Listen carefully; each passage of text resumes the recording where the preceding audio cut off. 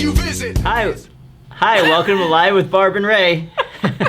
You're Ray. He did 3 and then he did another one. Do you see that? Welcome to Live with Barb and Ray live, which proves that we do occasionally have to redo our intro. Yeah. If you don't know by now, I'm Barb and this is Ray. Yes. President Ray. Yep. Yeah.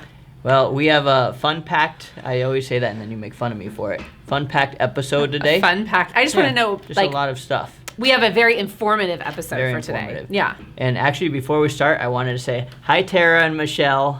I'm going to just go like... you're going to talk to your fans out there? Yeah, Do you have raving fans? Yeah, they're at the office watching right now. Hopefully. Well, They today said at our event this morning, I had multiple people come up and compliment us on the Live with Barb and Ray show. Yeah. But no one came up to you, you said. I know. Yeah. I know. That's weird. What's up, guys? Right?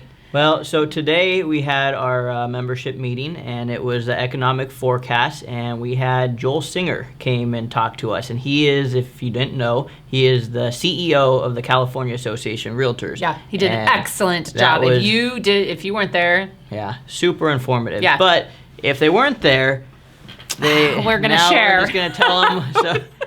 You still should watch the replay back eventually when it's posted. Yeah. On PWR's YouTube page, because he gave so much concrete, timely, informative information for this new market. Because if you haven't noticed, it's a little different. Yeah, and actually, let's take a step back. Before Joel went up, we had a government affairs director update by Tim Shaw, who's our government affairs director, and that was very informative. Mm-hmm. So just for that, too, you should watch the video once we release it. Yeah.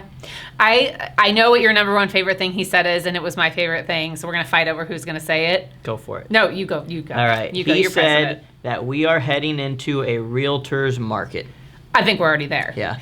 And what I love that he said is this is the first market. Well, I shouldn't say that because many realtors have been in this market before. Mm-hmm. But it's the first market in a very long time where it's predicated by your ability to be a salesperson. Yep. And not a salesperson in the tune of the ugly side of it, but in the ability to help consumers and clients make a decision. Yeah. And to help sell the American dream and the value of home ownership. And I think that if realtors in the room were really paying attention, what he was really saying is it's time to work on your skills. Mm-hmm. And it's time to become better at what you do, because the professional salespeople who have skills in that area and understand their market are going to survive and thrive. Mm-hmm. And that's what I think he was really trying to communicate, is it's not just that we're going to survive, it's that we're going to thrive. And what a realtor's market actually really means, bring that in here so if we can. So we are taking comments, so you can make comments along the way. What a realtor's market really means is a normal market. So he asked who in the room has been here in business for less than 5 years. Mm-hmm. There weren't that many hands, but he said this is going to be very strange for you guys, because I've been in the business 8 years, so I haven't seen a whole lot of the up and downs, but becoming a normal market is really, because it's been a crazy market for the last 7-8 years. You know, he mentioned that when you can put a sign in the yard and you can collect 10 offers within less than a day or a week, that doesn't necessarily take the sales skills. It still takes the realtor transaction skills. We're never gonna negate that. But it doesn't take a lot of skills when you're getting 10 offers over asking price in one day. Yeah. When a home's sitting on the market now, he said the average in the state of California for January was 37 days. Mm. It takes some skills to carry your client through that, prepare your client for that, explain to the sellers what the market's like, explain to the buyers what the market's like, and help people make decisions. Yeah. And bring two parties that are going to be further apart in the transaction now than they ever have been, to have to bring them to the middle. Yeah. And that's really what our job is as realtors, is to bring two parties to the middle. I also love that he said in the next 12 to 24 months, if you're not shifting your resources to buyers, you're going to miss out. Yeah. Now, I don't think that means stop hunting for listings. We always want to be feeding and farming and hunting for listings, always. But if you're not strengthening your skills as a buyer's agent, you're going to be missing out. Yeah, there's definitely a lot of good information, and I'm glad I was up there and got to, actually towards the end, we took a lot of good questions from the audience, and Joel, he was a little jet lagged. He just got back from Vietnam and said it was 1 a.m. his time, and you could see it in him. And so I kept the questions to a minimum, but we had some good questions. And, He did a great very job. Very good engagement in the whole thing. Yeah. He talked about a couple other things. He mentioned, if you've been sleeping under a rock, the feds have not raised the rates like we expected them to. A lot of that because of the government shutdown and the instability at those moments. But they're the lowest they've been in 10 months. And CAR and many other economists had already predicted they would be at 6%, or they would already be above 5% at 6% by the end of the year, and they clearly are not. And we don't think they're headed that direction. So that's great news that you need to take to your buyers as well. Yep. What else did he talk about? Well, I just like the way he wrapped it up by saying, invest in yourself, educate yourself, and change people's lives by putting people into homes because home ownership matters. And I thought that was a drop the mic moment. Scroll back. Listen to that again. That down. Because truly, it isn't about, let's face it, we can't just say it's all about tax benefits because you're not a CPA, and therefore you can't be communicating that, especially with the new tax laws. So we really have to make sure our clients understand this is the only way, secure way over time to build wealth. Yeah.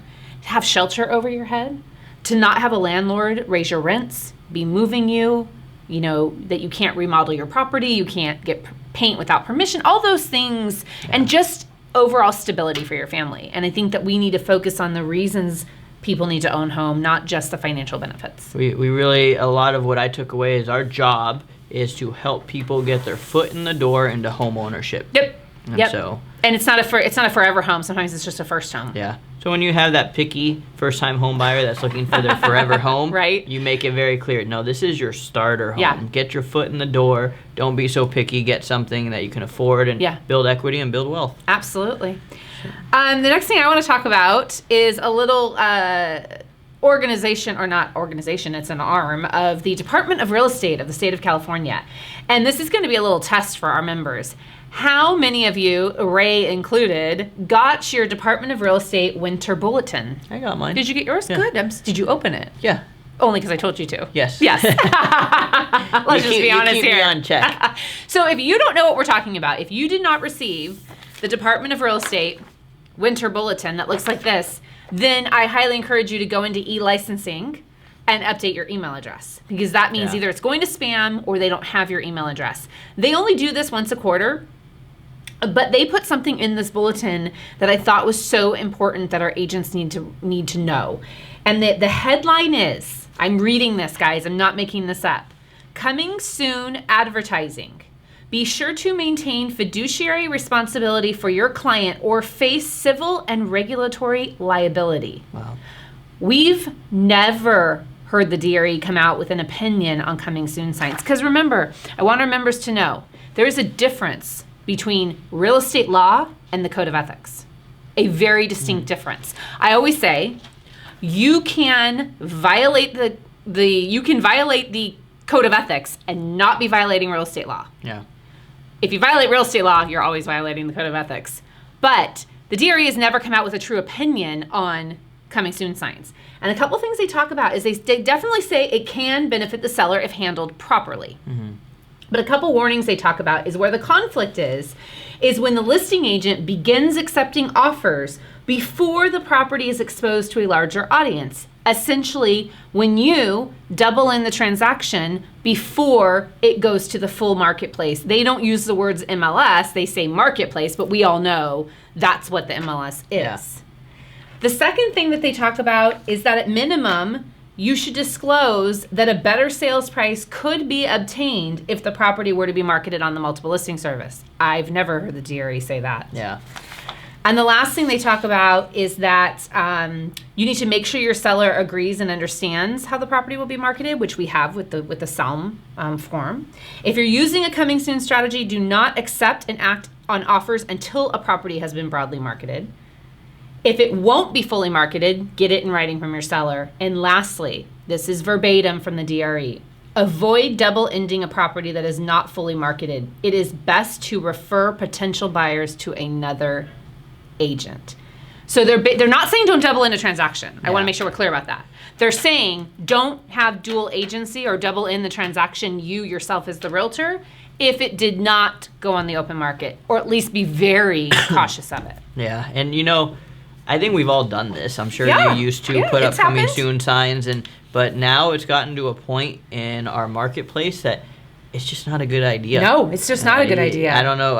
I see coming soon signs and it just kind of ticks me off. I go, really? You couldn't just wait a week and just put it on the MLS? And we have this mentality as agents, even though we might know the other agent, you look at it and you go, oh, he's trying to double end it. Yeah, that's just it is the mentality. Yeah. And one other thing it says in here that is really impactful, it says, imagine the dilemma for a listing agent. If a seller accepts an offer on a poorly marketed property because all you have is a coming soon sign and maybe a for sale sign and maybe a Facebook ad, and then receives much higher backup offers as the property receives greater exposure. Yeah.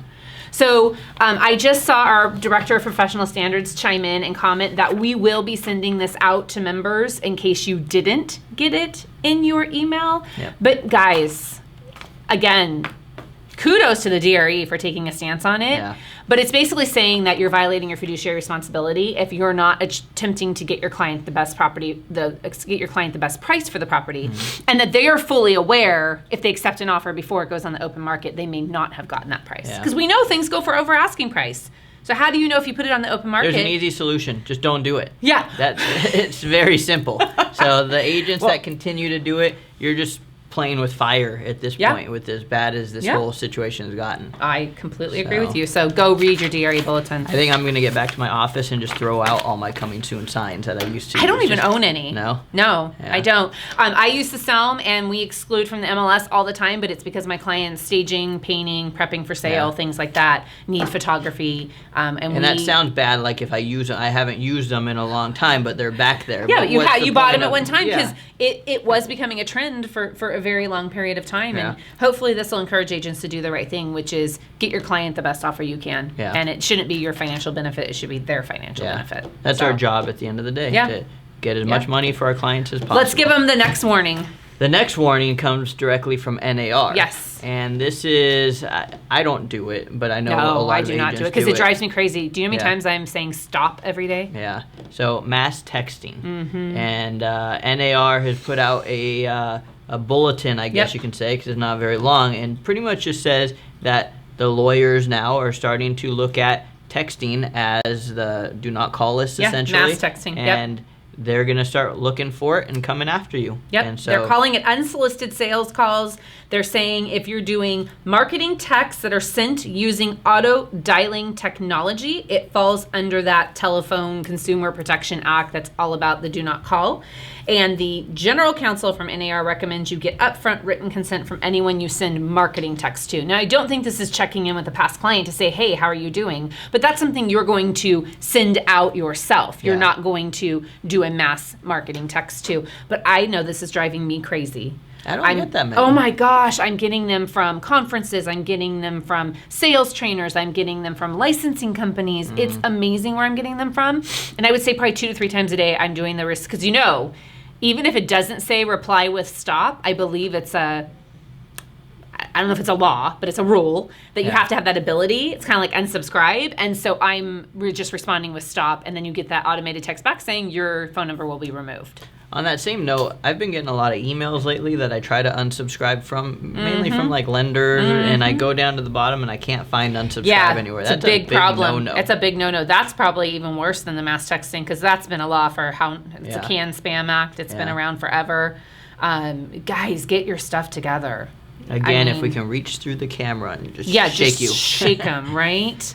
All right. What's going on with CRMLS? CRMLS is, and see, you told me like, oh, I'm the nerdy guy. I explained it, and here's what I understood from what Stephen Mead explained to us earlier. Geocodes are like the latitude and longitude. Yeah, of it's like dropping the pin. Yeah. And so CRMLS was never able to properly send that out to IDX websites. So if you ever put a condo, for example, that's usually when it's going to happen in the MLS, and then on all the other websites it's not showing on the map correctly, that's been addressed. And so now, however the nerds figured it out.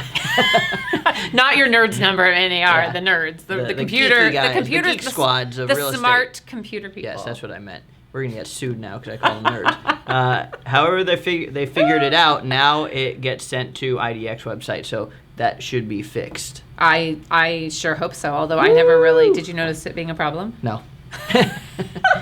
But we figured it was the other worth thing that's talking not on about. our notes, because I think of things while I'm talking, is we had a good discussion at our board of directors meeting today about ADA compliant websites, Yeah. and it's really becoming a thing. So I encourage you, if you have your own agent personal website, which most of you do, check with your host and make sure that they've got ADA compliant software, because it's becoming a big issue with lawsuits.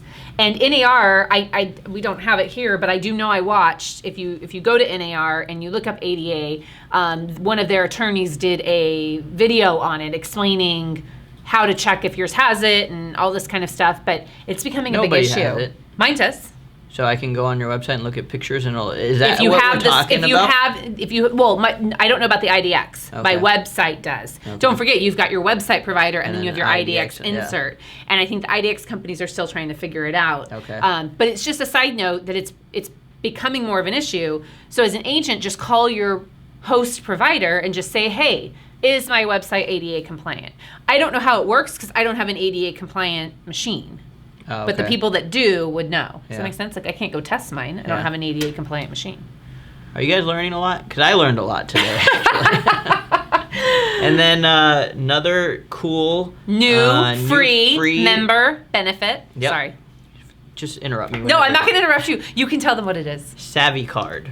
SavvyCard is a digital business card, and I think neither one of us have played around with it very much yet to know. No, because we'll be exactly. rolling it out in the next month. Yeah, but it's already in the links on your when you sign into CRMLS and the external links right there. It's already there, so you can sign in and start kind of playing around with it before PWR sends out the email, kind of announcing. Great, you that just it's took out. Lillian's thunder right out from underneath her. Look at her over here. You can't see her, but She's crying. she's.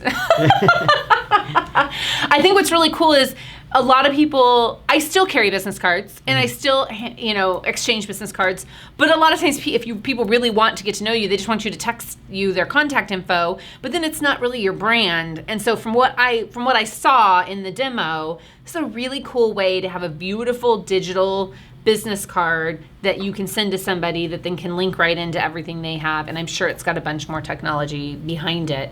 But I'm excited that PWR is offering it. Yep. Because again, we're all about member benefits for our members free. A lot of, and we beat them home every day, but like Home Snap and MLS Touch and Glide is a big one that is starting to get used more and more. And if you're not using Glide, check it out because it's pretty cool. Well, and let's remind our members other things they don't realize are because of PWR. When you log into the MLS and you have the red light, green light on the right-hand side when you're looking at condos, which is going to tell you if something's FHA approved or not, which some of our members may not even know what those lights are for. Yeah. But to recap, if you have a condo or something with an HOA and you look on the right-hand side, if there's a green light, it's FHA approved. If there's a red light, it's not FHA approved. If there's a yellow light, it's nearing expiration or there's a problem with it. And you used to have to look up the FHA.HUD.gov, blah, blah, blah, blah, blah website. And then you had to know the exact association name and parcel numbers and all this drama. And that's another member benefit that you guys may not be aware of that we provide to you from PWR. So you're welcome. That was a good It's not one. like it's us. It's the big picture of PWR, and but we obviously appreciate everybody's membership and hope you guys like being a part of PWR and watching our shows. And Can I say one more thing? no, yes, It's a good thing. I just don't want to forget. yeah, Realtor Action Fund. We're going to make it a goal every episode. We need to push home the importance of Realtor Action Fund, which is a member benefit that our members contribute to that is really controlled by the members. And we're working really hard at the local, state, and national level, specifically the local and state level in California, to lobby for home, ownership and private property rights and all those things that we talk about. But there's a lot of crazy, what did Tim say today? 2,500 bills introduced to our legislature. should we say the one that he said? I don't even remember what it was. That they're trying to legalize roadkill. That you can now eat roadkill. That's an actual bill. That's disgusting. I know, but that's an actual. That's how That's. these people That's are that we're disgusting. electing to. I must have tuned that out today. No, I do remember talking to you about that now. But anyways, Realtor Action Fund, we really encourage you to be contributors. Step up.